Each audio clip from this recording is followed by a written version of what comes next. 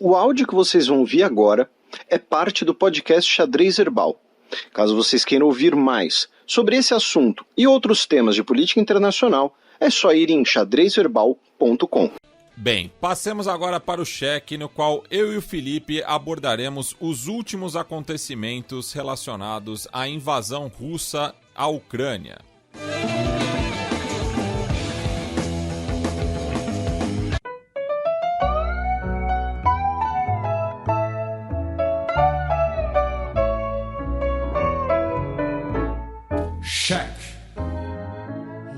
Cafillo, ¿dónde estaba cuando caíste en desgracia? El que siempre acompañaba tus momentos de viudez. Rússia é suspensa do Conselho de Direitos Humanos da ONU. Pois é, como você antecipou, a gente vai fazer uma breve atualização sobre as últimas notícias da guerra na Ucrânia. Depois vamos fazer um breve giro por outras notícias europeias, especialmente as notícias eleitorais, né? O que aconteceu, né? Todos os nossos ouvintes devem ter visto. Infelizmente não deu para fazer um fio no Twitter essa semana. Essa semana eu estive bastante ausente do Twitter, mas é por causa do concurso do CACD.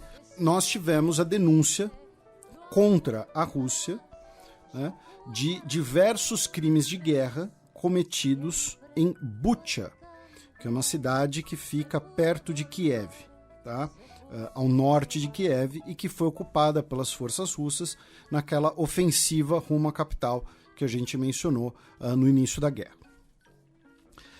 Essas denúncias motivaram esse voto, né, no Conselho de Direitos Humanos da ONU, que pela segunda vez na história apenas suspendeu um país integrante. A primeira vez foi com a Líbia, em 2011, tá?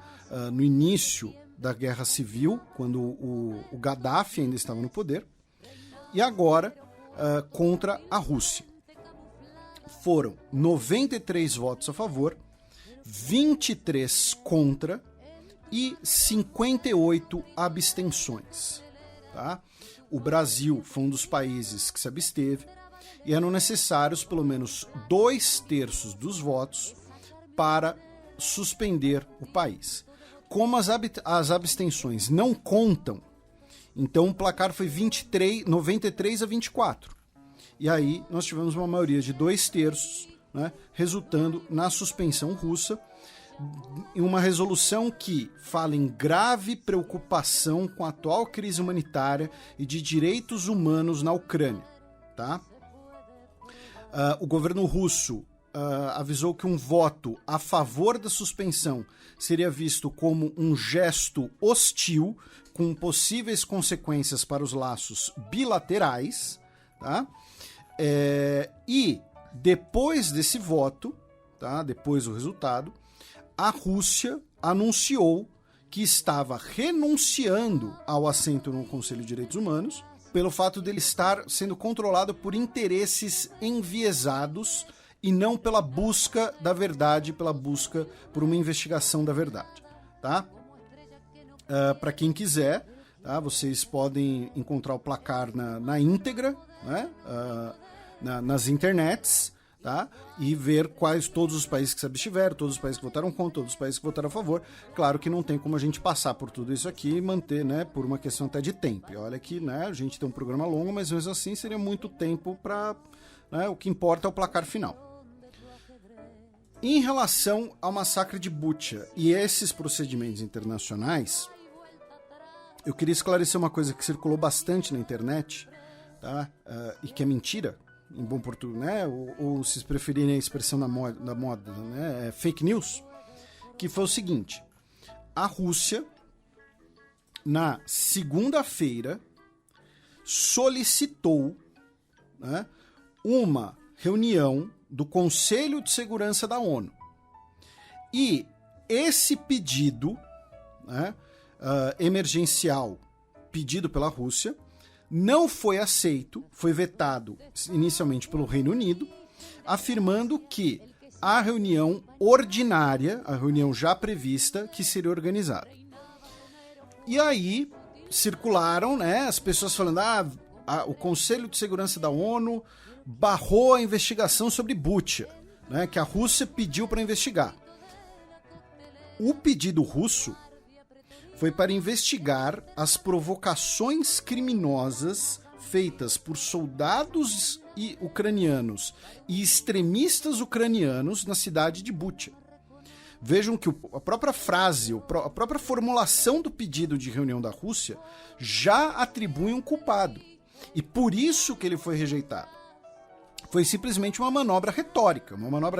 Manobras retóricas são válidas? São. Tá? Mas aí muita gente já se acelerou em compartilhar essa fake news já. O Conselho de Segurança barrou o pedido russo de investigar Bucha.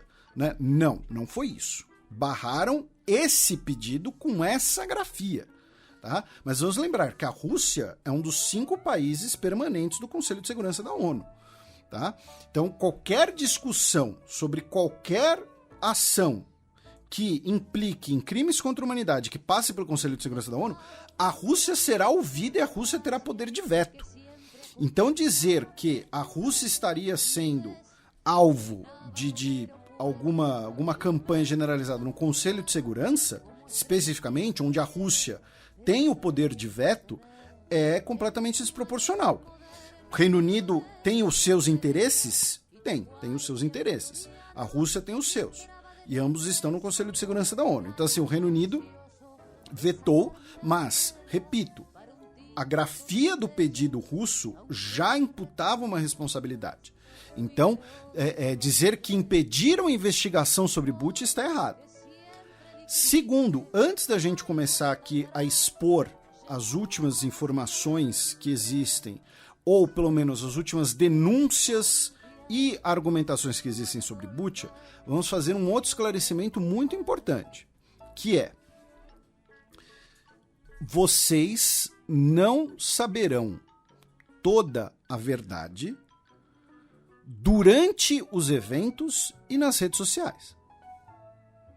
Entenderam o que eu quis dizer? Nós teremos campanhas de desinformação, campanhas de propaganda, seja de difamação de um lado, seja de difamação do outro. Teremos informações ainda confusas, porque vamos lembrar, são eventos em curso, tá? A cidade foi retomada por forças ucranianas recentemente, como parte daquela retirada russa que a gente mencionou da ofensiva rumo a Kiev. Então, assim, existem pessoas que vão se dedicar a investigar o assunto, a estudar o assunto. Existem diversas fontes possíveis para isso, tá? Então, imagens de satélite, fotografias dos corpos, exames dos corpos, as identidades das pessoas mortas. Vamos lembrar que os massacres que ocorreram no território da Bósnia, no contexto das guerras da Iugoslávia, eles foram investigados também por muito tempo. E que até hoje nós temos novas informações, com novas identificações de cadáveres, novas identificações de pessoas que participaram dos atos, tá? Então, assim, vocês acharem que o perfil A ou B nas redes sociais, durante o curso dos eventos, vai mostrar tudo que está ocorrendo, é um pensamento um pouco simplório. As denúncias são importantíssimas. Tudo indica que tivemos, sim, vários abusos e crimes de guerra e possíveis crimes contra a humanidade, tá? Porém, nesse momento, a gente sempre recomenda aquelas doses de cautela e ceticismo, tá? Então, vamos lá. Novamente, a cidade de Bucha é uma cidade nos arredores de Kiev, tá? Que as tropas russas se retiraram, tá, da cidade. Melhor dizendo, as tropas russas chegaram na cidade no dia 27 de fevereiro, tá? No início da ofensiva. Segundo as análises preliminares, a unidade que chegou na cidade foi a Brigada Motorizada, a 64ª Brigada Motorizada do 35º Exército Russo, tá? Comandada pelo Coronel Azatbek Omurbekov, tá? Depois, como parte da ocupação, também tivemos a presença de outras unidades russas e de pelo menos 2 unidades chechenas, tá? As tropas russas se retiraram, tá, da cidade a partir do dia 30 de março e no dia 1º de abril tivemos a chegada das primeiras forças ucranianas na cidade, tá? Isso daqui é uma mera ordem factual, uma ordem cronológica dos eventos. Segundo as denúncias ucranianas, foram encontrados até 410 cadáveres, tá? Muitos com sinais de tortura, com pelo menos 2 valas comuns, também muitos deles mostrando que teriam sido executados, tá? Então, pessoas mortas a tiros com as mãos amarradas para trás, ou então com tiros a curta distância na cabeça, tá? Lembrando que esse tipo de coisa é verificável via exames. Então, a distância do tiro, o tipo da arma utilizada. Ah, mas Felipe, eu li em tal lugar que amarraram as mãos da pessoa depois da execução, para fazer um teatro. Isso também é possível de ser averiguado, tá? Não sei se temos médicos legistas na nossa audiência, mas isso é facilmente verificável, tá? Em exames cadavéricos, tá? Então, novamente, tudo isso pode ser verificado e qualquer investigação, qualquer denúncia que seja feita será baseada nesse tipo de evidência. Então, o discurso de que isso tudo é encenado, isso tudo é feito para incriminar não sei quem, né? Ou então coisas desse tipo, são coisas que podem ser empiricamente averiguadas e, consequentemente, empiricamente rebatidas, tá? Então, tomem cuidado nessa guerra de propaganda novamente. Também como parte das denúncias ucranianas, nós temos aí também diversos episódios que seriam de estupro dentro da cidade. Peço desculpas pela referência ao tema, mas é algo que precisamos, né? Estamos lidando aqui com esse tipo de notícia. E que também as casas foram saqueadas de maneira indiscriminada. Essas denúncias de saques, só para deixar claro, ocorrem em várias outras cidades, tá? Inclusive, recentemente foram publicadas imagens de uma agência dos Correios em Belarus, mostrando diversos soldados russos enviando objetos e, enfim, coisas de volta para suas casas, tá? Que teriam sido coisas saqueadas na Ucrânia. Então, em suma, tá? É isso que nós temos de denúncia nessa ordem factual.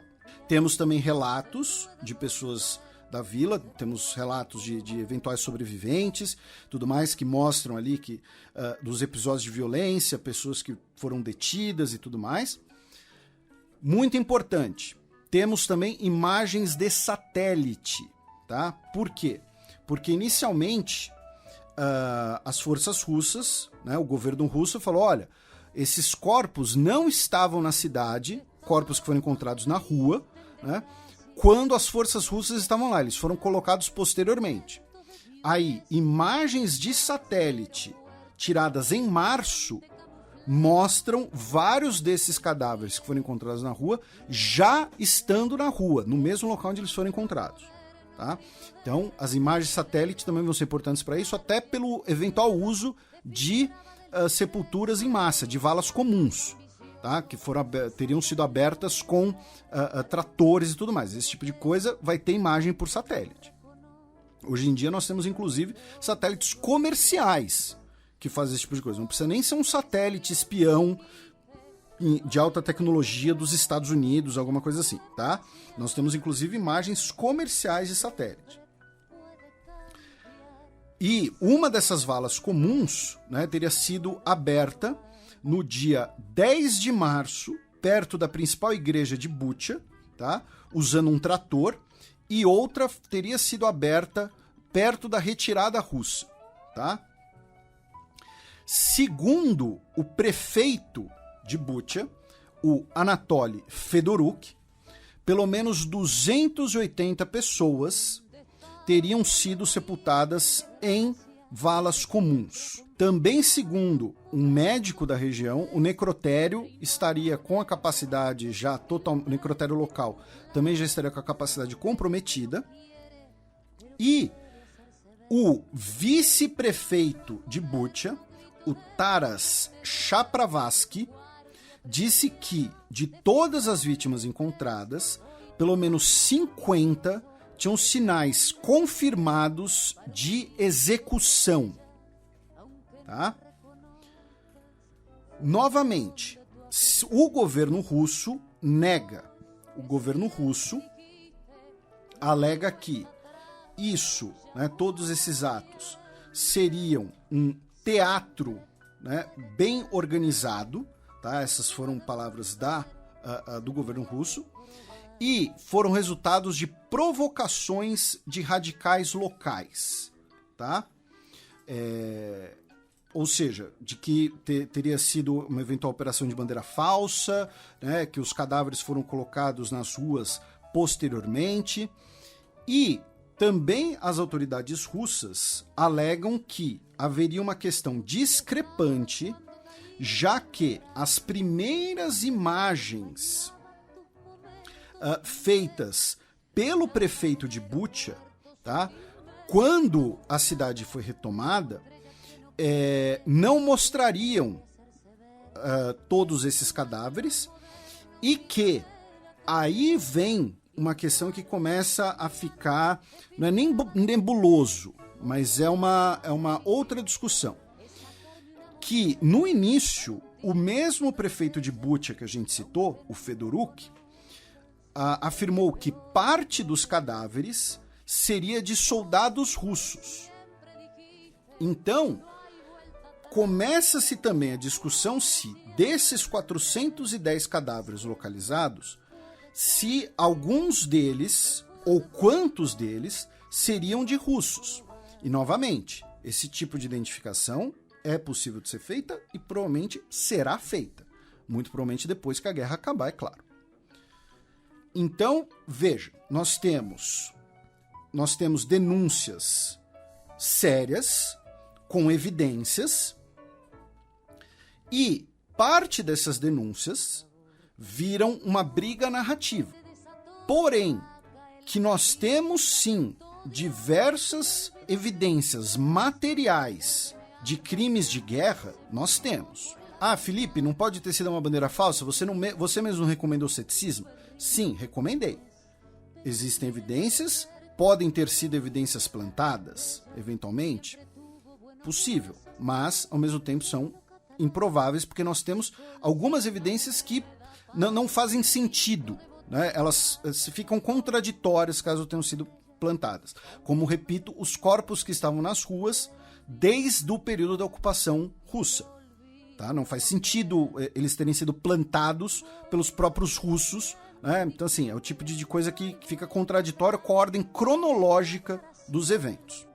Aí entra algo que o que eu imagino que será parte da retórica. Ainda não é, mas eu imagino que será. Que é o seguinte: algumas das testemunhas falam que os executados eram muitas vezes homens que eram levados para uma área que estava sendo utilizada como base pela Rússia. Eles eram despidos em busca de tatuagens e tinham suas identidades verificadas para verem se eles tiveram atuação militar e se eles teriam atuado na guerra no leste europeu desde 2014, no leste ucraniano, desculpe, no Donbas, né, desde 2014, tá? Então, por que eu estou fazendo essa breve contextualização, tá? No caso, essa denúncia, né, por exemplo, está no Telegraph, um jornal conservador britânico, e nós vimos cenas parecidas em Mariupol. A gente comentou aqui no programa, eu tuitei, que carros saindo de Mariupol eram parados por forças separatistas e os homens eram despidos em busca de tatuagens de teor nacionalista ou neonazista. O que eu imagino que será o discurso russo daqui a pouco foi que, de que esses mortos, esses homens que foram mortos, eram alvos militares legítimos devido à lei marcial do Zelensky. Lembrando, a gente já comentou aqui, né? Um dos motivos dos refugiados ucranianos estarem sendo bem-vindos, entre aspas, na Europa, é porque, além de uma questão racista, também existe o fator de que muitos poucos desses refugiados são homens. A maioria são mulheres, que são sempre mais vulneráveis, inclusive a crimes e abusos, e também não são vistas como o cara que vai roubar meu emprego, que vai roubar nossas mulheres, né? Elas são muitas vezes objetificadas como mulheres loiras e bonitas, que nem, né, num áudio aí de um certo, talvez ex-deputado estadual de São Paulo, né? Por quê? Porque a lei marcial que foi imposta pelo governo ucraniano determina que todo homem ucraniano entre 18 e 60 anos de idade não pode sair do país e pode ser alistado.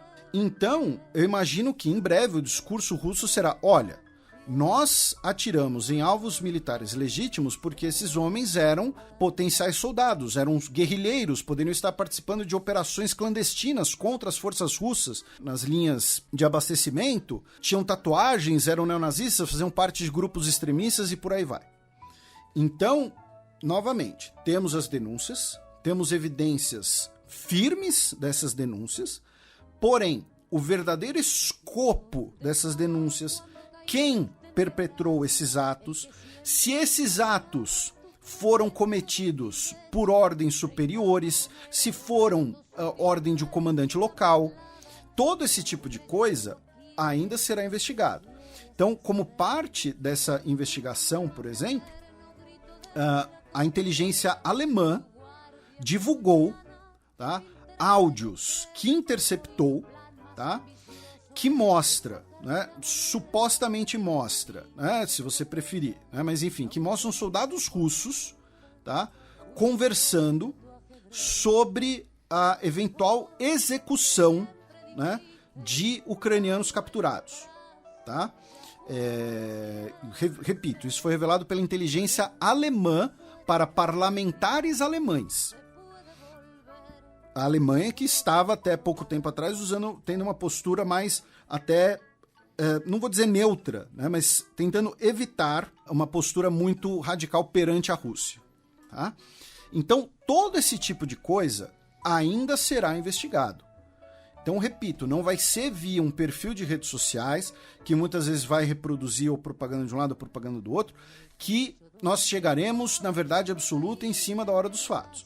Mas o massacre de população masculina de uma região ocupada por forças inimigas é crime de guerra e não é inédito. Vamos lembrar Srebrenica, né, o Srebrenica, né, que é um dos massacres mais conhecidos da Guerra da Bósnia, que foi justamente quando 8.000 homens e meninos bosníacos foram mortos por milícias pró-sérvia. O alvo era justamente essa população masculina que pode ser militarmente ativa sob essa justificativa, né, de olha, eles podem se pegar em armas contra nós, então vamos executá-los primeiro. Não é algo inédito. Nós temos aqui um repertório com a pesquisadora de origem croata Iva Vukucic, justamente sobre isso, sobre os crimes na ex-Yugoslávia, né? Então, e que geram muitos paralelos. Então, assim, é possível que tenha componentes de bandeira falsa nisso tudo? Eu estou botando a mão no fogo por alguém, alguma coisa assim? É possível, o ceticismo é importante. Mas, novamente, o número de cadáveres, a quantidade de episódios diferentes de violência, tá? Porque não é só o cadáver que estava na rua, tá? Nós tivemos, por exemplo, um porão em que foram encontrados cadáveres, temos pelo menos 2 valas comuns. Ah, Felipe, uma dessas valas comuns pode ser de soldados russos mortos. Pode ser. Mas esse processo de identificação ainda será feito. Tá? Então, existem vários indícios muito fortes sobre massacres que constituem crimes de guerra em Bucha, tá? O prefeito de Kiev, né, o Vitaly Klitschko, falou em genocídio, tá? Lembrando, genocídio e genocida não é um adjetivo, é uma tipificação criminal. Então, para você classificar algo como genocídio, também tem que ter outros componentes, tá? Um massacre de prisioneiros pode ser parte de uma política genocida? Pode, mas não necessariamente o é. Então, também tem a questão toda da tipificação do direito, tá? Falando em tipificação do direito, eu queria aproveitar para uma questão que é o seguinte, aí queria agradecer ao nosso queridíssimo Jeff Nascimento, que ele topou, ele respondeu umas perguntas minhas esses dias, eu pentelhei ele, eu até brinquei com ele que eu estava devendo para ele um pote de sorvete de uma marca, né, que viralizou graças ao Twitter, né, que é o seguinte, nem Rússia e nem Ucrânia fazem parte do Tribunal Penal Internacional, ratificaram o Tratado de Roma, tá, o Estatuto de Roma. Então, qual seria a origem da jurisdição do TPI de investigar essas atrocidades, já que já declarou investigações e disse que vai continuar as investigações, e a Procuradora-Geral da Ucrânia já avisou que vão compilar todas as evidências, né, coletadas em Bucha e enviar para o TPI. Por quê? Em novembro de 2013, tá, a Ucrânia solicitou que o TPI investigasse crimes e abusos cometidos em território ucraniano com uma jurisdição ad hoc, ou seja, algo que vale apenas para aquele contexto, apenas para aquele momento, a partir da violência do leste europeu, tá? E aí, esse reconhecimento ad hoc de jurisdição feito pela Ucrânia em novembro de 2013, tá? Serviu para que a Procuradoria do Tribunal Penal Internacional, em 2020, abrisse uma investigação sobre a situação no país, afirmando que a violência que existe na Ucrânia, ela é uma violência continuada com elementos comuns do cenário de violência de novembro de 2013, tá? Ou seja, desde então, a Ucrânia falou, olha, essa violência aqui entre russos e ucranianos, entre pró-Rússia e ucranianos, dentro da Ucrânia, o TPI pode investigar, tá? Então, desde então, o TPI tem essa jurisdição. E essa jurisdição ad hoc, ela se aplica a todo tipo de crime relacionado a esses eventos no território ucraniano.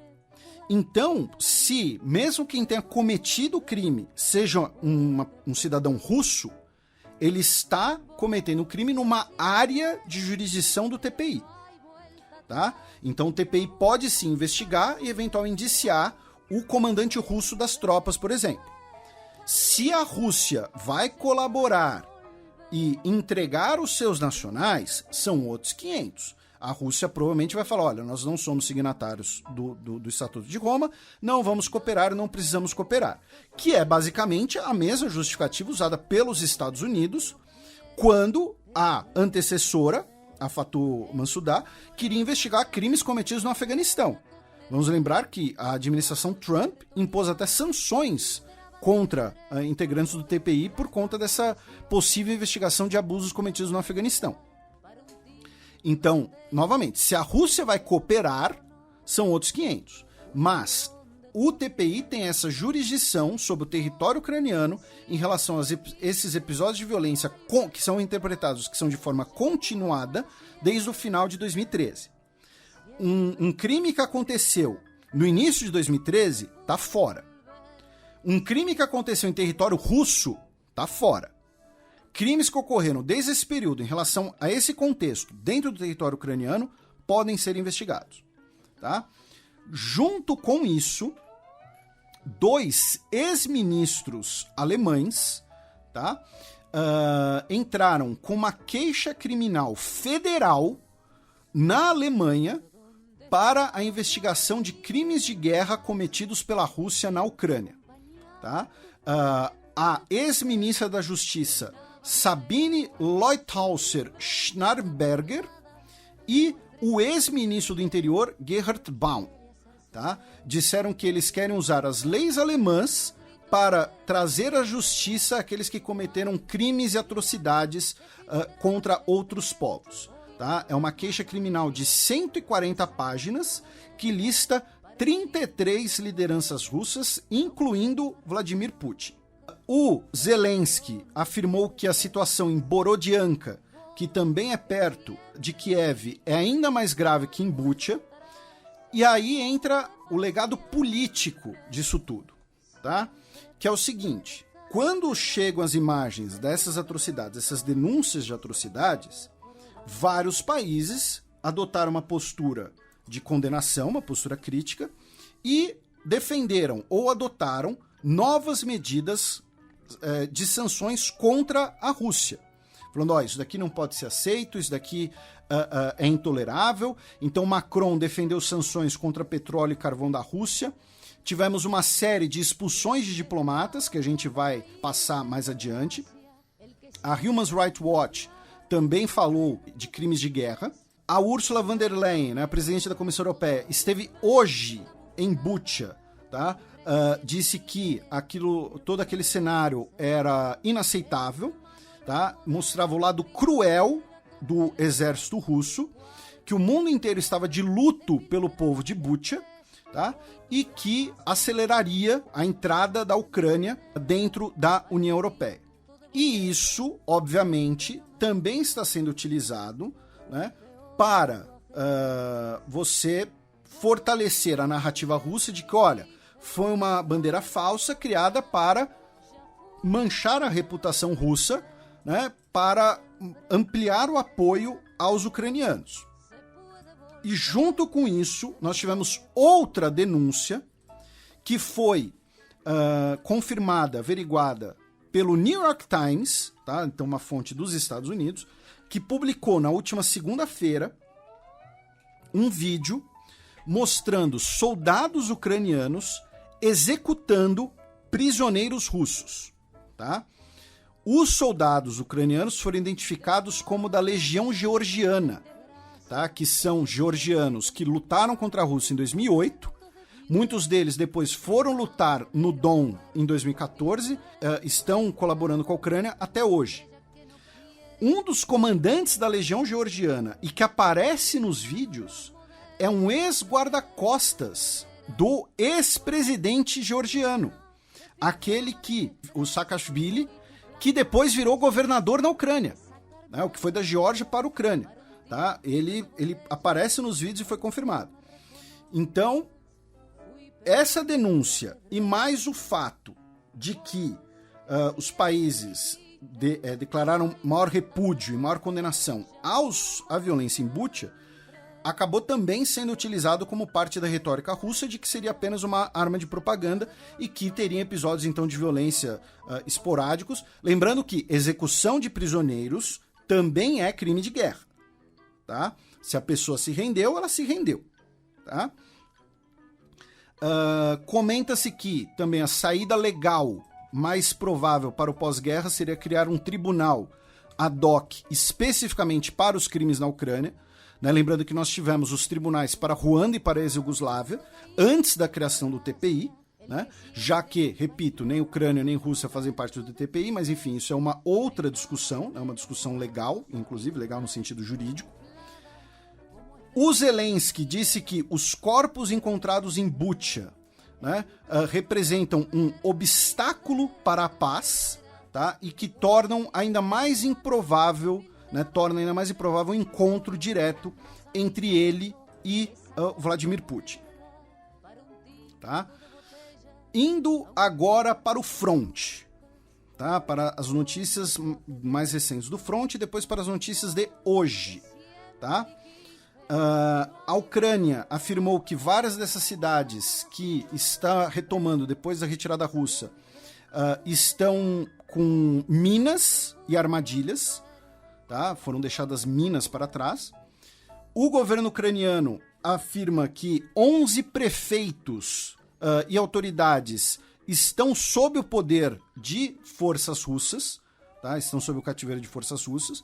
Inclusive, em Mariupol, o prefeito da cidade, o Vadim Boichenko, afirmou que 90% da cidade foi destruída, enquanto o Conselho Municipal de Mariupol denunciou que a Rússia estaria tentando forçar o reconhecimento de um outro prefeito. Na última noite, no nosso horário, ou seja, manhã de sexta-feira, dia 8, na Rússia, nós tivemos o início da primeira grande ofensiva russa no leste. Tá? Tivemos pelo menos 250 saídas aéreas por aviões russos hoje de manhã, tá? Dentre outras operações. Então, qual é o cenário da guerra? Né? Qual é o cenário do fronte nesse momento? Faz parte aquele deslocamento de tropas russas do norte para o leste, deixando de tentar tomar Kiev, já que aquelas forças ficavam até ali enfileiradas, né, num quase engarrafamento, vulneráveis a ataques de guerrilha, ataques pela retaguarda, e agora vão tentar esse avanço pelo leste, num avanço de guerra mais convencional, numa área mais ampla, tentando inclusive cercar algumas das principais unidades convencionais do exército ucraniano, porque as unidades que estavam lutando nos arredores de Kiev eram especialmente unidades especiais, como eu disse, de guerrilha. A questão é que os russos tiveram muitos prejuízos materiais e o quanto esse deslocamento vai ser rápido, quanto esse deslocamento será ou não rápido. E aí se especula, tá? É uma especulação, se o exército russo pretende uma guerra de atrito no leste ou se pretendem um avanço rápido para cercar as tropas ucranianas, buscando ter melhores condições para uma negociação e, eventualmente, especulação, né, que o Putin teria desejado uma vitória até o dia 9 de maio.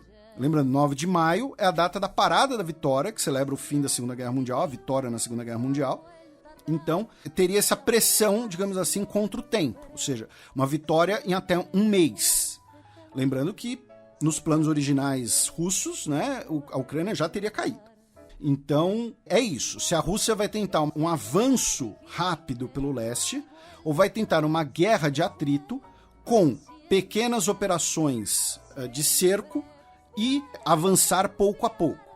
E aí, né, alguns historiadores militares tal, comentam, resgatam, né, que o fato é, a tradição russa diz pela guerra de atrito. Porém, as lideranças soviéticas, tá, quando eu digo tradição russa, é pré-Segunda Guerra Mundial. Já na Segunda Guerra Mundial, a União Soviética realizou muito dessas grandes operações rápidas para realizar grandes cercos, né, e capturando os alemães em bolsões, que eram então progressivamente eliminados. Inclusive, essa é a origem da vitória em Stalingrado, né, e a rendição do 6º Exército Alemão, em que 300 mil alemães se rendem, né, porque ficaram completamente cercados. Então, tem essa discussão até de táticas.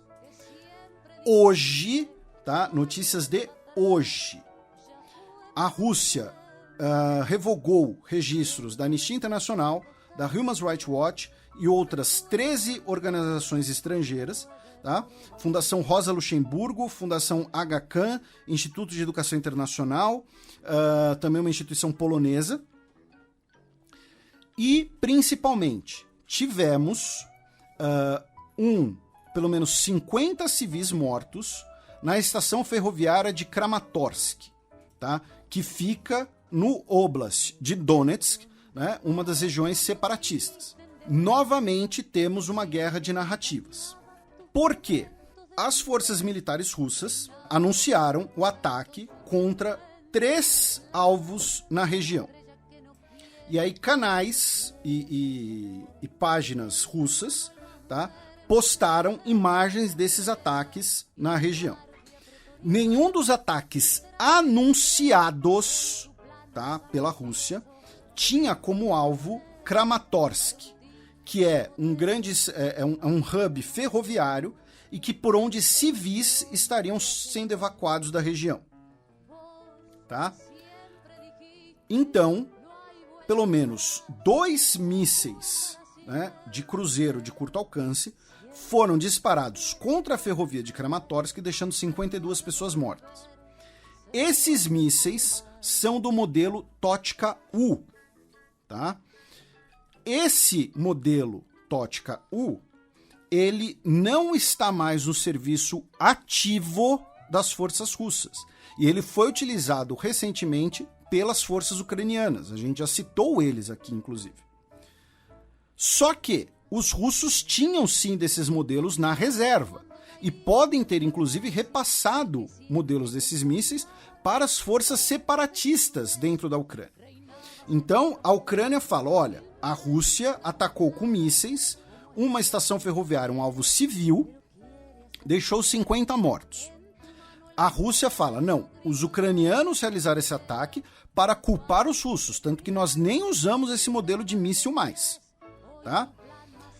O fato é, a Rússia tem desse modelo, embora não estivesse mais no serviço ativo. O que acontece? Uma das questões que vai certamente contribuir aí nas investigações. Como eu mencionei, sites e canais russos publicaram imagens do ataque e depois retiraram as postagens, quando teve a repercussão de que nós tivemos muitas vítimas civis. Tá? Vários canais publicaram e depois retiraram. Então, quem fez esse levantamento, inclusive, foi a sucursal russa do The Insider, tá?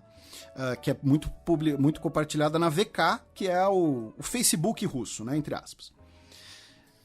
As autoridades russas, repito, dizem que os mísseis foram disparados pela Ucrânia a partir de Dobropilha, tá? Que fica no sudoeste da cidade. Então, novamente, vai virar uma briga narrativa nesse caso. Esse evento é de hoje, tá? Então vamos esperar, porque, por exemplo, pode ter imagem mostrando a trajetória dos mísseis, da onde eles foram disparados. Eu, até o momento da gravação, pelo menos, não vi esse tipo de imagem, tá? Então, vejam, a Rússia falou, vamos atacar alvos nessa região, anunciou esses ataques. Aí tivemos a morte de civis. Então os ucranianos realizaram um ataque de bandeira falsa, aproveitando os ataques russos para disfarçar. Ou então os russos atacaram a região também, e não anunciaram antes, ou então atacaram por engano. Enfim, nós vamos ter diversas retóricas, repito, são eventos de hoje, tá? Então ficam difíceis de serem acompanhados. Saindo agora, né, do front imediato, né, vamos para algumas outras notícias, né? Vários veículos de imprensa estão entrevistando cientistas e acadêmicos russos que estão chegando em países europeus. Tá? Então, basicamente, a Rússia estaria no meio de um processo de fuga de cérebros, né, causado parcialmente, né, ou indiretamente pela guerra. O governo ucraniano afirmou no início da semana que as autoridades russas já se comprometeram verbalmente às propostas da Ucrânia, porém que a Crimeia ainda é um tópico contencioso. Ou seja, né, não chegaram num acordo sobre a Crimeia, que é uma das principais pautas russas. No domingo, dia 3, o patriarca Cirilo, da Igreja Ortodoxa de Moscou, realizou uma missa na Catedral Principal das Forças Armadas para militares e disse que o povo russo, né, está pronto para proteger o país, né, que eles amam sua pátria e a Rússia é um país amante da paz. Né? Um abraço para o nosso querido Luiz Renato Oliveira Périco, né, que já pediu para a gente falar um pouco do cisma, né, da influência das questões religiosas na guerra. A Ucrânia expulsou um jornalista neerlandês, tá, por ter filmado ataques que foram realizados a alvos em Odessa. Tá? Segundo as autoridades ucranianas, ele violou uma lei que proíbe filmar regiões militares durante a guerra. E ainda em Odessa, né, viralizou as imagens do Igor Belanov, né, ex-jogador ucraniano, bola de ouro em 1986, campeão da Recopa Europeia pelo Dinamo de Kiev, que esteve no fronte de batalha e levou, né, o seu principal prêmio individual para um hospital de campanha. Mas achei que você ia falar que nós temos um Fronteiras Invisíveis do futebol sobre a Ucrânia. E temos, né, um díptico, porque são dois. São dois fronteiras sobre a Ucrânia, né? E a gente fala tanto do Belanov como outro grande ídolo do futebol local, que é o Oleg Blokin. Desculpem pelas pronúncias. Né? Falando em fuga de cérebros, mas nesse caso uma fuga artística, né? Nessa semana vai estrear pelo Balé Nacional Neerlandês a bailarina Olga Smirnova, que era do Bolshoi e saiu da Rússia no início da guerra. O Orbán disse na quarta-feira, dia 6, conversou com Putin, ofereceu Budapeste como sede para o encontro com a Ucrânia, né? A gente já vai falar mais das eleições eleições húngaras, desculpem. Também na Rússia, um dos principais líderes da extrema-direita russa, um ultranacionalista, o Vladimir Zhirinovsky, faleceu aos 75 anos de idade. Ele que durante muito tempo foi parlamentar na Rússia, ele era uma pessoa relativamente próxima do Putin por um tempo, e ele provavelmente morreu devido a Covid. O jornalista russo Nobel da Paz Dmitry Muratov, ontem, quinta-feira, dia 7, ele foi atacado no metrô de Moscou com uma tinta vermelha e teria sido chamado de traidor, tá, pelos agressores. Ele que publicou as imagens. Não foi nem no metrô, foi num trem de passageiros mesmo, não era metrô. Agora, no dia 10 de abril, na Ossétia do Sul, teremos as eleições para presidente da República Separatista, né, da região separatista, o principal candidato é Anatoly Bibinov, e ele já afirmou, vamos lembrar, que caso eleito, ele pretende apresentar um referendo de integração com a Federação Russa. Tá? Agora vamos falar de armamentos. Tá? A Tchequia declarou que vai enviar carros de combate, né, o popular tanque, para a Ucrânia, tá? Modelos que são de origem soviética, e o transporte será feito pelos Estados Unidos. Tá? E esses tanques são do modelo T-72, de origem soviética.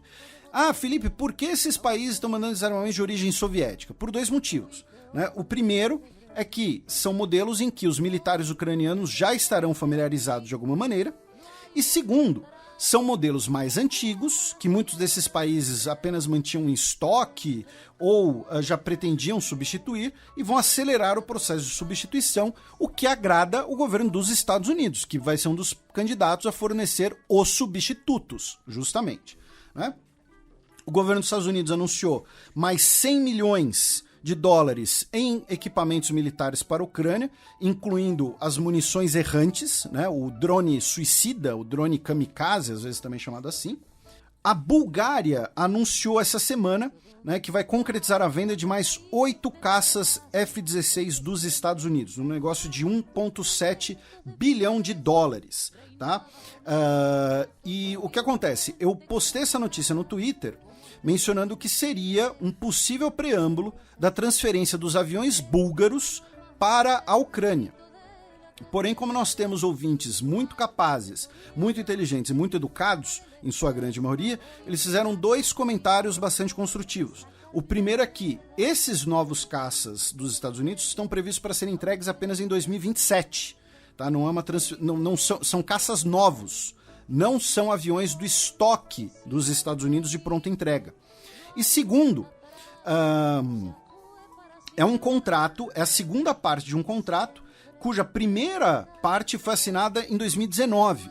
Então, era uma substituição da frota aérea búlgara que já estava em curso, não tem uma relação direta com a guerra na Ucrânia. Tá? Então, a notícia de que a Bulgária está comprando caças e que isso teria uma ligação direta com a guerra na Ucrânia ou pode fornecer os seus aviões para a Ucrânia não necessariamente é verdade, tá? Pelos prazos envolvidos por serem máquinas novas. O Reino Unido também anunciou mais um pacotão de enviar armas para a Ucrânia. E também, dentre essas armas, né, estão os sistemas antiaéreos Starstreak, que teria sido utilizado pela primeira vez nessa última semana para um abate de um helicóptero russo. Tá? Também enviariam obuses, mais mísseis antitanque, e a Austrália também vai enviar viaturas blindadas.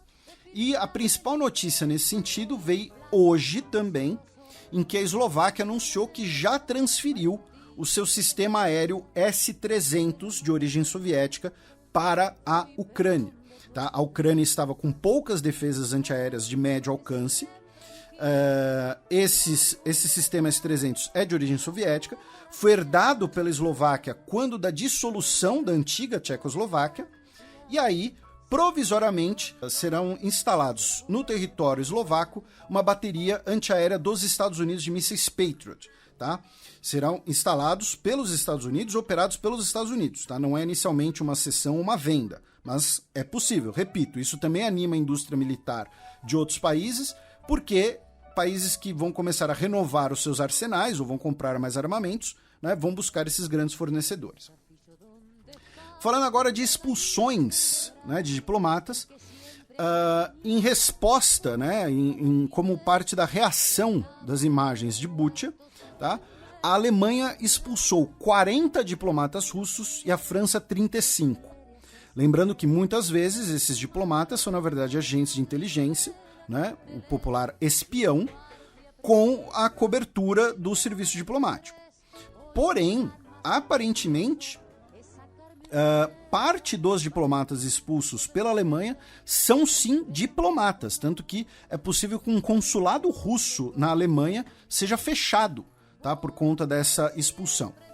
A Lituânia foi mais além. A Lituânia expulsou o embaixador russo do país, né? Então, assim, diminuiu o patamar das relações diplomáticas entre os dois países e ordenou o fechamento do consulado de Klaipėda, que é a principal cidade portuária da Lituânia, e que é uma cidade importante porque muitos dos fertilizantes de Belarus são escoados via esse porto, tá? Porque Belarus não tem saída para o mar. Então, muito da produção de Belarus sai pela Lituânia pelo porto de Klaipėda. Então, ordenar o fechamento do consulado russo nessa cidade não é nunca ouviu falar dessa cidade. Você está inventando, Felipe. Não, é uma coisa importante. Tá? O governo russo introduziu restrições a vistos de cidadãos de países considerados hostis. Tá? Basicamente, todos os países da União Europeia, mais Noruega, Suíça, Dinamarca e Islândia, né? Os países associados com a União Europeia. Outros 6 países da União Europeia ontem também expulsaram diplomatas russos. Itália, Dinamarca, Suécia, Letônia, Estônia e Espanha, tá? Expulsaram diplomatas russos também. No total, nessa semana, foram mais de 200 diplomatas russos expulsos por países da União Europeia. Tá? A Eslovênia também expulsou 33 diplomatas russos. Aí, com todo respeito, né, a Rússia pelo menos podia disfarçar um pouco mais as suas operações de inteligência, porque assim, você ter quase uma centena de diplomatas na Eslovênia é meio desproporcional. Assim. A Eslovênia não é um país tão grande assim, né? Então, enfim. Mas no total, repito, foram mais de 200 diplomatas russos expulsos.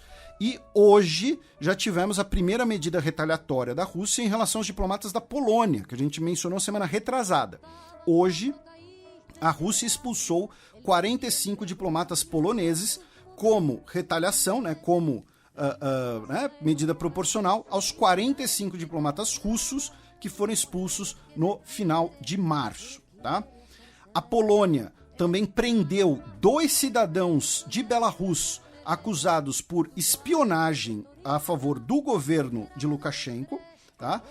Belarus afirmou que a prisão é ilegal e que nenhum dos dois realiza operações de inteligência. Eles podem pegar até 10 anos de cana. Na Romênia, em Bucareste, tá? O que aconteceu? Um homem morreu ao bater o seu carro no portão da embaixada russa em Bucareste. Não se sabe ainda se foi um acidente ou se foi deliberado.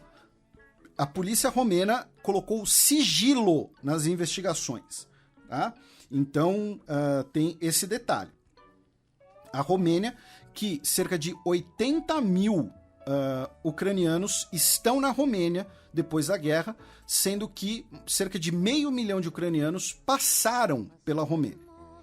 Ainda em relações diplomáticas, a Turquia anunciou que a sua embaixada na Ucrânia será retirada de Chernivtsi, onde ela foi colocada provisoriamente, e vai ser restaurada na capital Kiev. Já o ministro de Assuntos Estrangeiros do Cazaquistão, o Mukhtar Tilberd, ele disse que o seu país não reconhece as independências das chamadas Repúblicas Populares de Luhansk e Donetsk, mas, ao mesmo tempo, o seu país não tem intenção nenhuma de se juntar às sanções impostas pela União Europeia e pelos Estados Unidos contra a Rússia.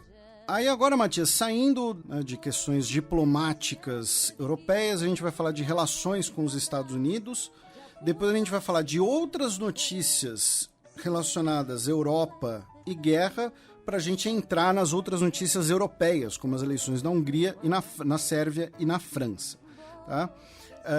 Segundo o Procurador-Geral dos Estados Unidos, o Merrick Garland, tá? Junto com o diretor da FBI, o Christopher Wray, eles anunciaram na última quarta-feira, dia 6, que teriam desbaratado uma rede de hackers pró-Rússia, tá? Uma rede de bots, inclusive, que postaria desinformação pró-Rússia. Tá? Esse foi um anúncio feito pelos Estados Unidos. Se é propaganda ou não, não sabemos. Estados Unidos e Reino Unido impuseram várias sanções, né? Mais uma rodada de sanções contra pessoas nessa última semana, incluindo aí as duas filhas do presidente Vladimir Putin, né? Uma delas, a Katerina Tikhonova, e a outra, a Maria Vorontsova. E aí o que acontece? Né? Alguns nossos ouvintes, né, podem ter percebido, né, que eu omiti o último sobrenome, né, porque elas têm o sobrenome, né, Putina. Porque nós temos essa convenção de nomes nos idiomas eslavos em geral, né, de que quando a filha, antes dela casar, né, o nome de solteira dela é o sobrenome no feminino, né? Então Putin vira Putina, assim como a ex-esposa do Vladimir Putin, ela era Ludmila Putina, né? E por que a gente está fazendo essa explicação? Porque a quinta série no Brasil, no Twitter, foi a loucura, né? Olha o nome, tá. Mas é uma convenção, assim como o nome do Putin, vamos lembrar, né? O nome do Putin é Vladimir, né? Que é a versão russa de Valdemar, que é um nome de origem nórdica. Vladimirovich Putin. Vladimirovich é o patronímico, significa filho de Vladimir. Em vez de ser Júnior? Então, porque mas porque o pai dele, né, se chamava Vladimir. Né? Então, Vladimir Vladimirovich. Vladimir, filho de Vladimir. Então, essa questão do Putina, que o pessoal foi a quinta série... Cara, tava no Trend Topics do Twitter, né? Mas eu não ia ser o chatão no Twitter. Mas a gente faz a explicação aqui porque os nossos ouvintes, né, podem, enfim. O Congresso dos Estados Unidos aprovou, com imensa maioria, né, a suspensão das relações comerciais com a Rússia, tá? Mandando isso para assinatura do Joe Biden.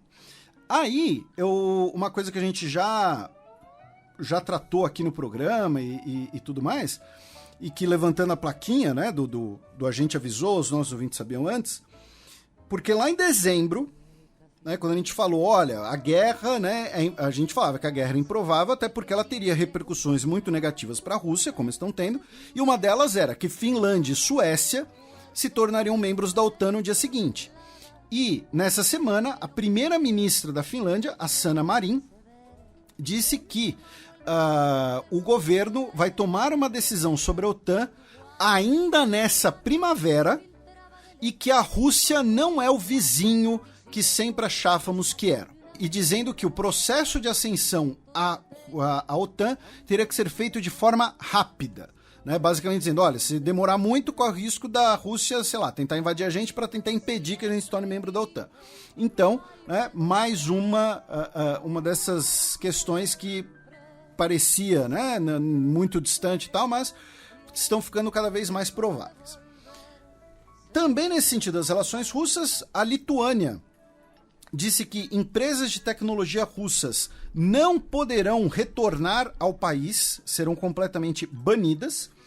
A polícia espanhola confiscou um superiate em Maiorca, mais um dos vários superiates que estão sendo confiscados, especialmente nas águas do Mediterrâneo. O governo alemão afirmou que vai estatizar a Gazprom Germânia, tá? Dizendo que as relações legais da empresa estão incertas, então ela será germanizada, né, como parte de uma reorganização. Segundo a repórter da Folha de São Paulo, Juliana Miranda, os ucranianos hoje são a segunda maior comunidade em Lisboa, atrás apenas dos brasileiros, já que 27 mil ucranianos já oficializaram seus pedidos de residência em Portugal, atraídos pela oportunidade de legalização imediata, né, sendo um país da União Europeia. E, finalmente, eu queria dar um puxão de orelha aqui no premier da Polônia, né? O Mateusz Morawiecki, ele essa semana, né, na segunda-feira, ele criticou o Macron pelas ligações com o Putin, pelas ligações telefônicas, né? O Macron e o Putin conversaram pelo menos 16 vezes em 2022. E o Morawiecki falou assim: o que o senhor conseguiu nas tantas vezes que negociou com Putin? Não se deve negociar com criminosos, mas sim lutar contra eles. Ninguém negociou com Hitler, por exemplo.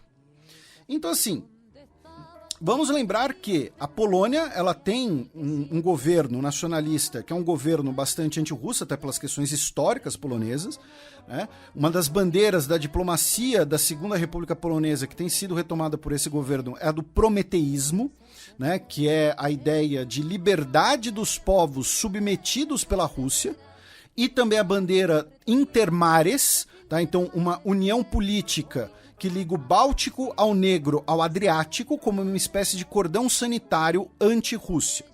Tá? Então essas são bandeiras do governo polonês. O governo polonês tem diversos motivos, seja contemporâneos, seja históricos, para desconfiar da Rússia e não ter boas relações com a Rússia. Não tem problema nenhum. O meu ponto aqui são dois. Primeiro, sim, negociaram com Hitler. Tá? Então assim, é uma mentira histórica que ele está falando. Mas principalmente, é importante a gente lembrar aqui uma coisa que a gente frisou no programa no começo do ano, que o governo ucraniano queria evitar uma guerra.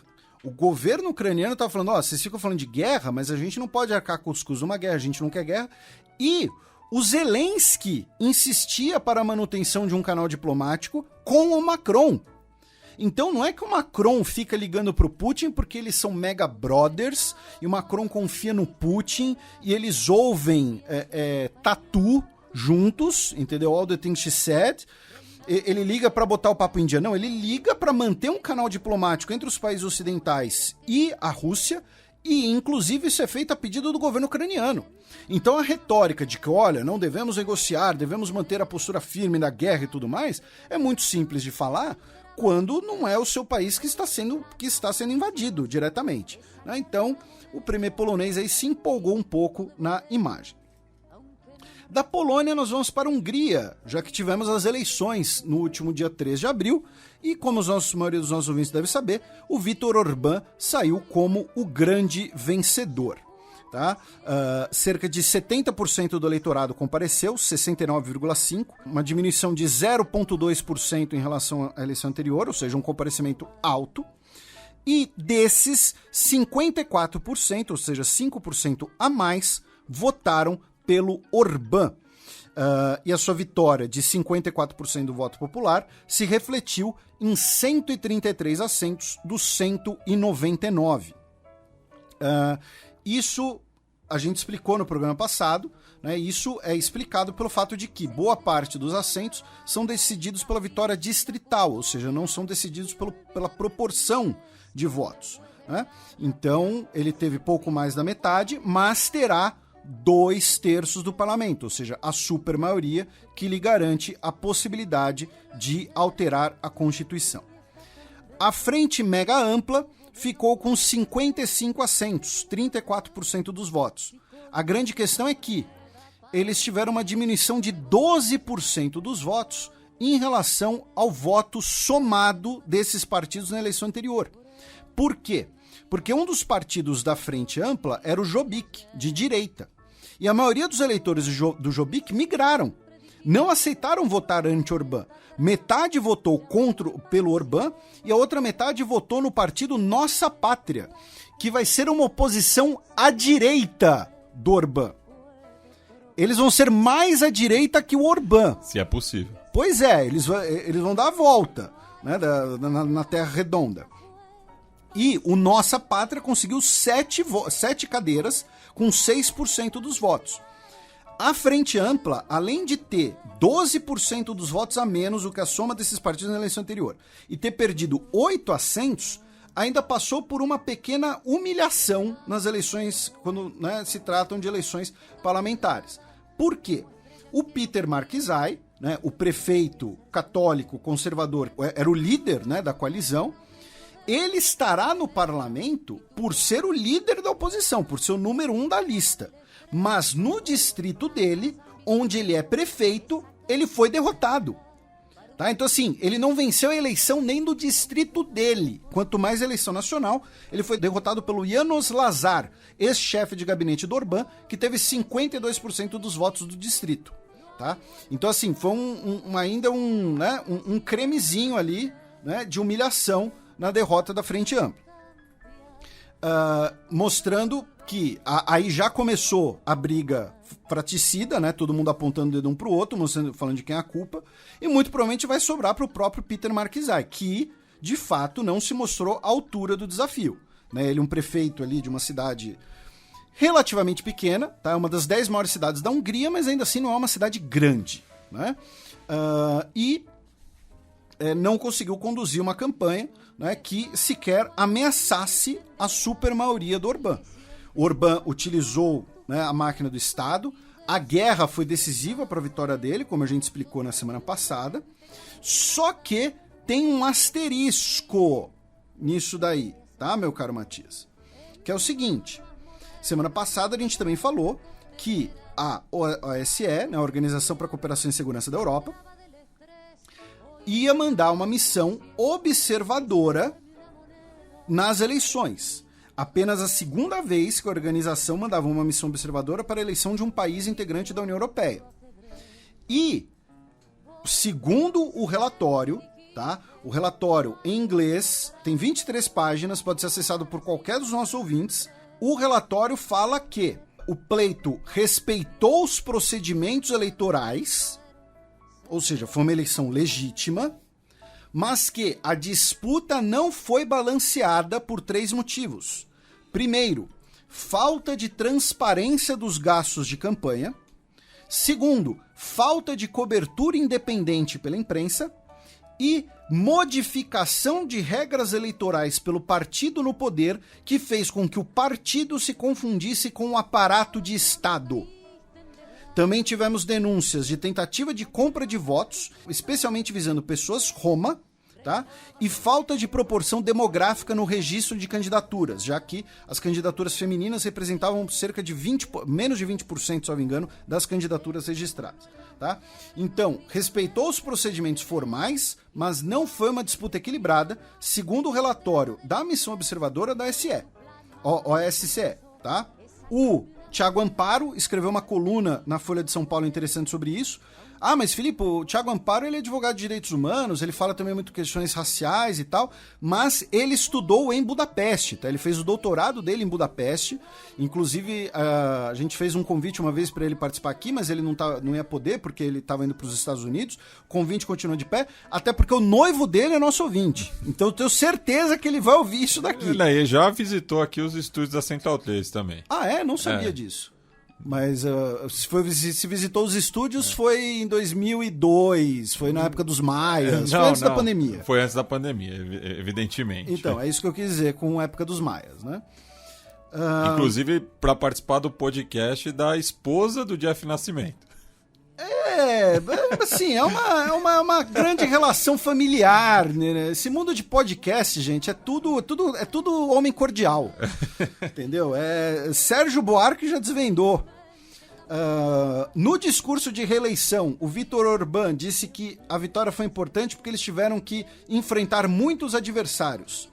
A esquerda húngara, a esquerda internacional, os burocratas de Bruxelas, o império de George Soros e o presidente ucraniano. Ele chamou o Zelensky de adversário eleitoral no seu discurso de vitória. Tá? Ainda teve essa. Né? Aí, 2 dias depois, tá, da vitória, o executivo da União Europeia anunciou que iria colocar em vigor aquela medida disciplinar que vai cortar verbas da Hungria devido a violações de princípios do Estado de Direito. A gente já explicou isso antes, já falou que ia rolar, e agora foi acionada depois que Hungria e Polônia foram ao Tribunal Europeu de Justiça, e o Tribunal Europeu de Justiça deu ganho de causa para a União Europeia, dizendo que podem sim cortar as verbas. Ainda tem a questão de que, a gente vai lembrar aqui, a gente já falou isso várias vezes, Polônia e Hungria são os países que mais receberam verbas da União Europeia nos últimos anos. A comparação que eu faço do governo Orbán, que ele adora falar de Bruxelas, burocratas de Bruxelas, mas ele é tipo um adolescente que reclama que os pais dele não deixam ele fazer nada, mas não renuncia a mesada nem sai de casa.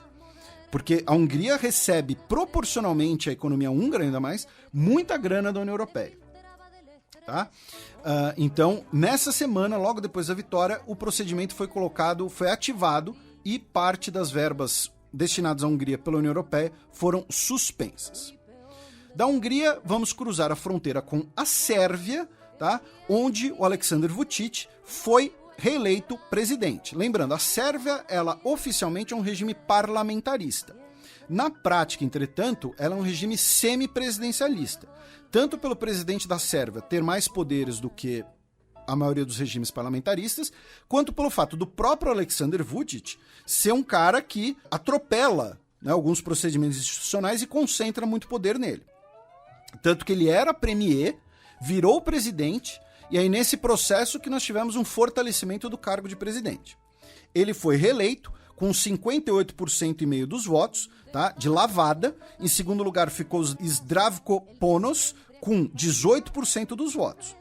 Porém, todavia, entretanto, mas, no parlamento, ele tomou uma surra. Por quê? Nós tivemos eleições parlamentares em 2020, tá, quando a coalizão dele, tá? A coalizão Juntos Podemos Todos, né? SNS, do Partido Progressista, que é progressista, que nem o Partido Progressista brasileiro, é progressista de progresso positivista.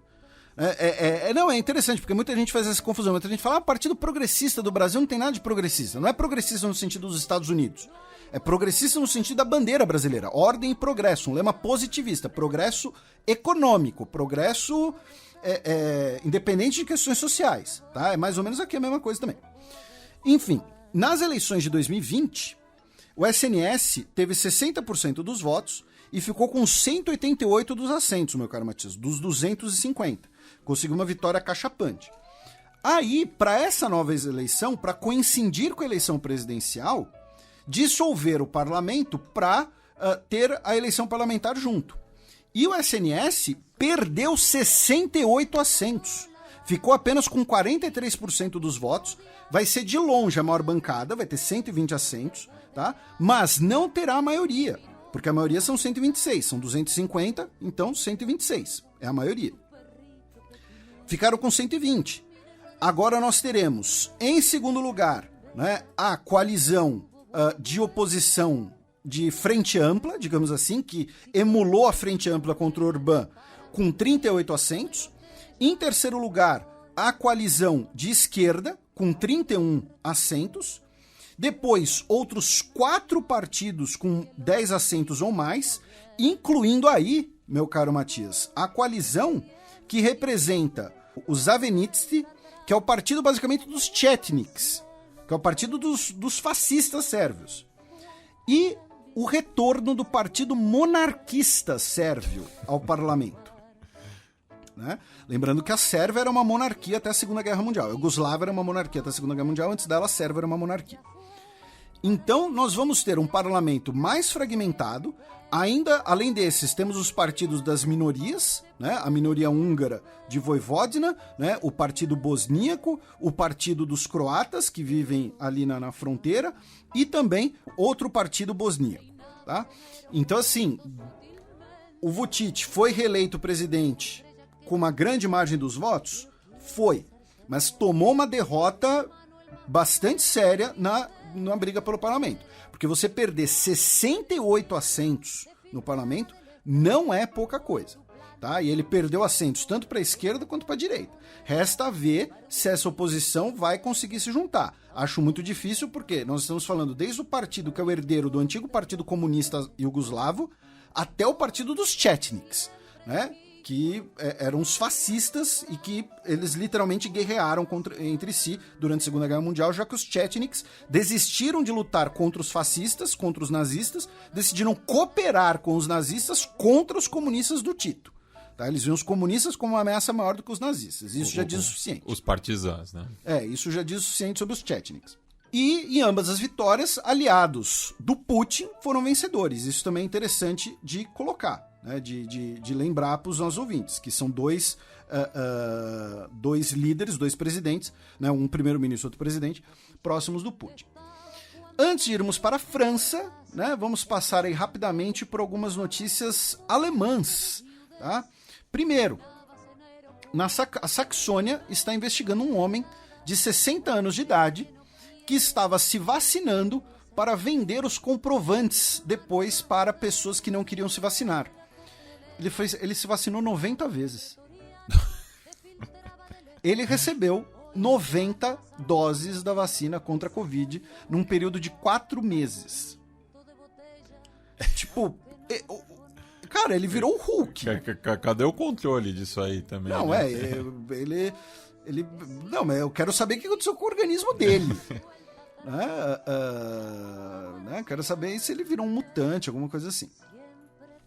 Nessa semana, a polícia alemã seguiu 50 mandatos de busca e apreensão, prendendo 4 pessoas que lideravam células neonazistas e apreenderam materiais em 11 estados alemães como parte dessa grande investigação, dessa grande repressão contra células neonazistas. E, finalmente, o parlamento alemão, ontem, quinta-feira, rejeitou o projeto de lei que deixaria a vacinação contra a Covid para maiores de 60 anos obrigatória.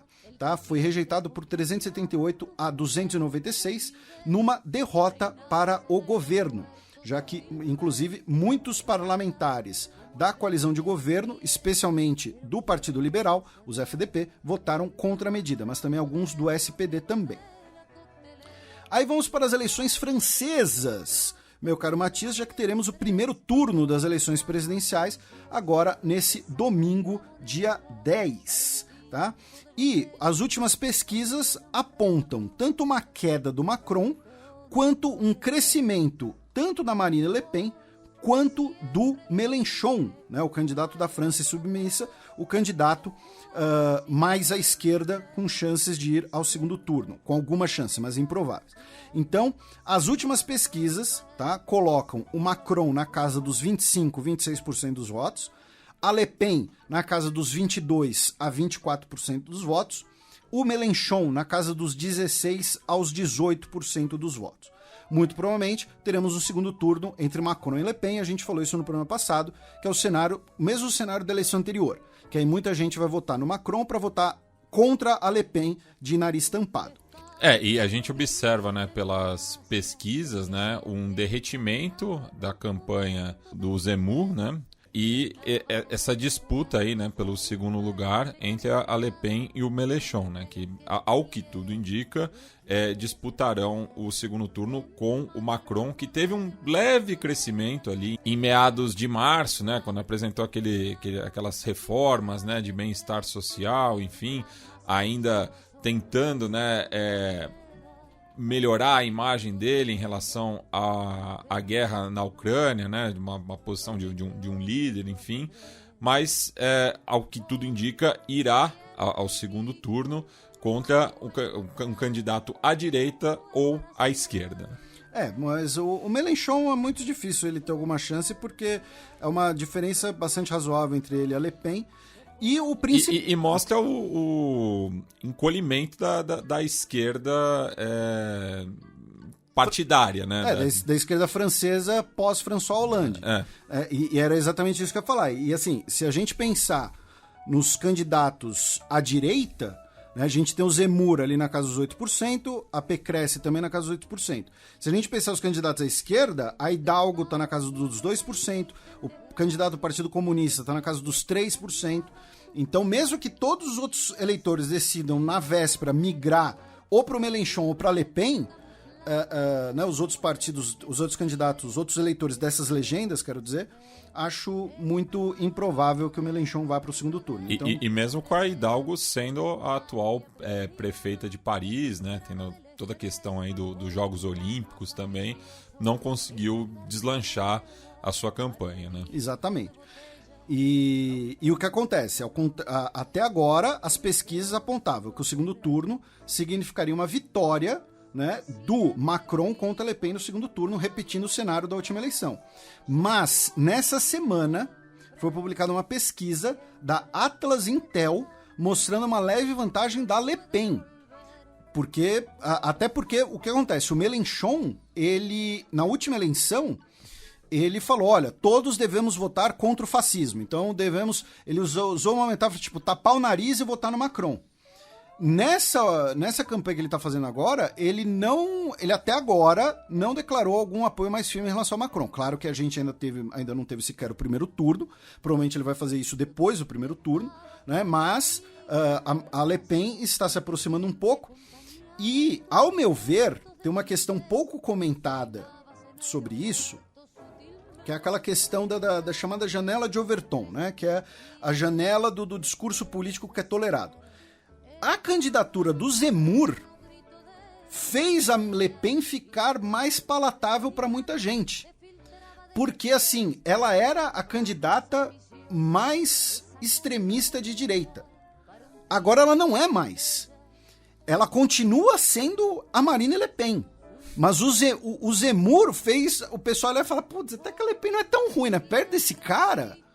Então, também tem esse efeito. E tem crescido a intenção de voto dela entre os jovens, inclusive. Então assim, isso também colabora um pouco para o crescimento da Le Pen, né? A Le Pen também fez uma campanha mais, né, paz e amor, né? Ela também, por exemplo, a Le Pen tem reivindicado nos seus últimos discursos, nos seus últimos pronunciamentos, a ideia de ser a primeira mulher no cargo. Uma bandeira que normalmente ela não tocaria, né?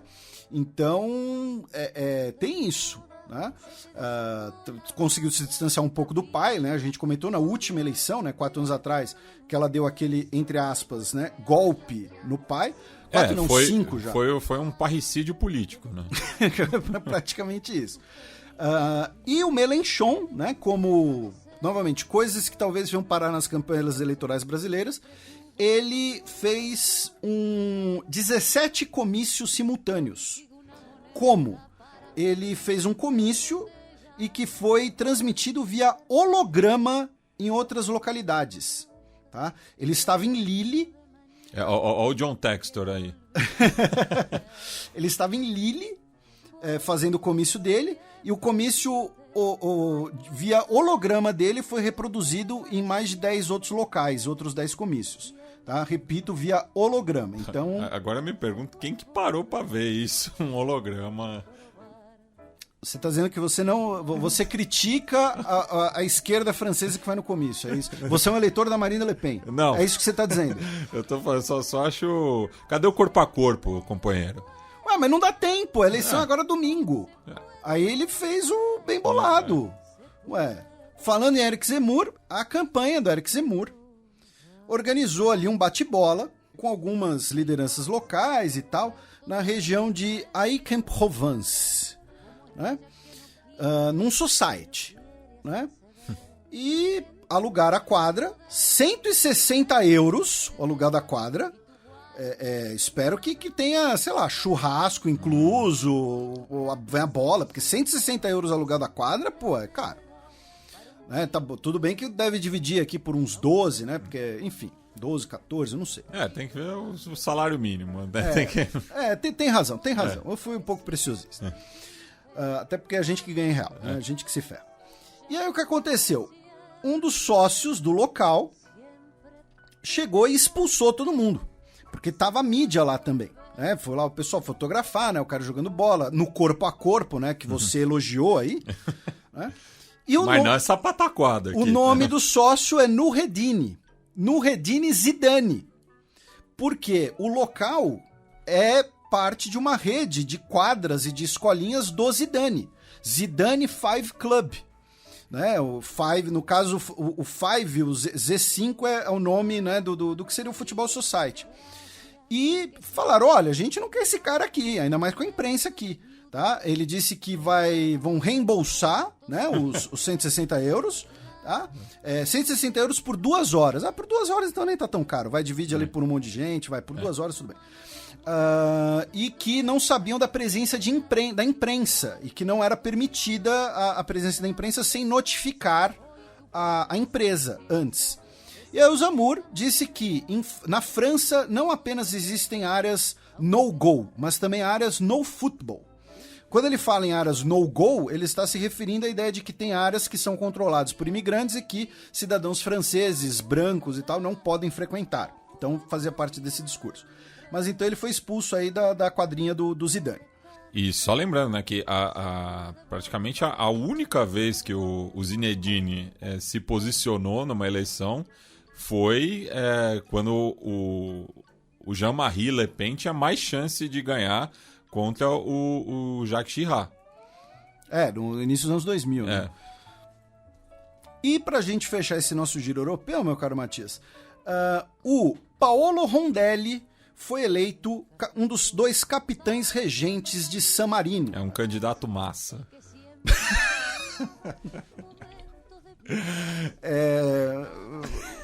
Ok. E né, os capitães regentes de San Marino são os chefes de Estado, né, que se revezam. É o mesmo processo eleitoral desde a Idade Média, nesse caso, literalmente. Tá? E que são eleitos, acho que a cada 6 meses, né? São eleitos a cada 6 meses. E é um mandato coletivo, né? São 2, mas que eles juntam ali com a Assembleia.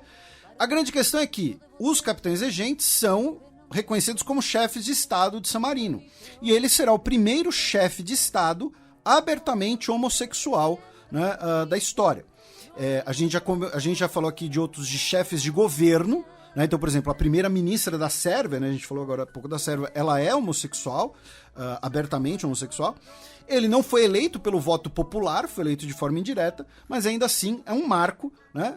E ele mesmo comentou isso, do orgulho que ele sente em relação a essa representatividade dele, ao ser eleito, né, um dos capitães regentes, né, de San Marino, né, que todos os brasileiros conhecem, muito mais, infelizmente, por conta da Fórmula 1. Eu digo infelizmente porque é o local onde o Ayrton Senna, né, faleceu. O Grande Prêmio de Imola.